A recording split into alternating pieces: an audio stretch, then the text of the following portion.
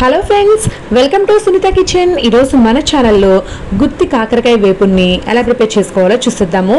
ఎక్కువ హడావిడి లేకుండా చాలా సింపుల్గా మనం ఇలా గుత్తి కాకరకాయని ప్రిపేర్ చేసుకొని తినచ్చండి. టేస్ట్ అయితే చాలా బాగుంటుంది. ఇది వేడివేడి అన్నంలోకి, చపాతీ, పుల్కా, రోటీల్లోకి కూడా చాలా బాగుంటుంది. ఇప్పుడు తయారీ విధానాన్ని సింపుల్గా చూపిస్తాను.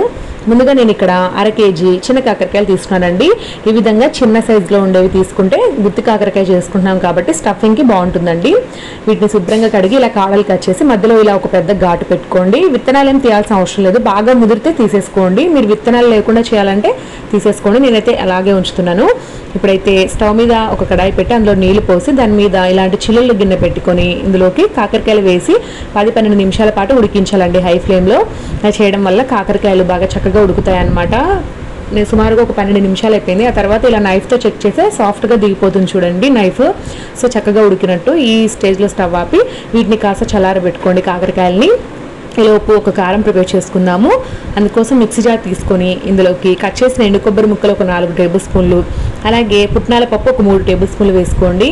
అదేవిధంగా రుచికి సరిపడా ఉప్పు, కారం వచ్చేసి 2 టేబుల్ స్పూన్లు, 1/2 టీ స్పూన్ జీలకర్ర వేయండి. వీటన్నిటిని మెత్తగా పొడిలా చేసుకోవాలి. ఆ తర్వాత 10-15 వెల్లుల్లి రెబ్బలు వేసి మరొకసారి గ్రైండ్ చేసుకుంటే ఎండు కొబ్బరి పుట్నాల కారం రెడీ అయిపోతుంది. ఇది స్టఫింగ్కి చాలా బాగుంటుందండి.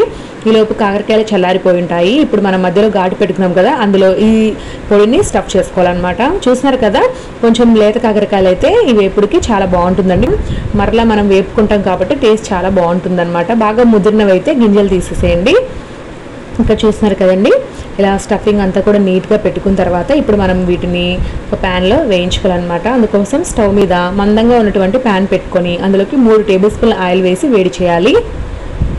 ఆయిల్ బాగా వేడెక్కిన తర్వాత ఇలాగా ఈ ప్యాన్కి తగ్గట్టుగా కాకరకాయలన్నింటినీ కూడా సెట్ చేసుకుందాము. ఒకదాని వెంట ఒక పక్కన ఒకటి పెట్టేసుకొని నీట్గా వేయించుకోండి. మనము సుమారుగా దీన్ని 12-15 నిమిషాల పాటు వేయించుకోవాలండి. ఇదంతా కూడా లో టు మీడియం ఫ్లేమ్లో చేసుకోవాలి. అప్పుడే అడగంటకుండా అంటే మాడకుండా ఈ పొడి అంతా కూడా చక్కగా వేగుతాయి అన్నమాట. కాకరకాయలు చాలా ఫాస్ట్గానే వేగుతాయండి, ఆల్రెడీ మనం ఉడికించాం కాబట్టి. సో చూస్తున్నారు కదా, మధ్య మధ్యలో మనం రెండో వైపుకి ఫ్లిప్ చేసుకుంటూ అన్ని వైపులా కూడా బాగా ఎర్రగా వేగే విధంగా వేయించుకోండి.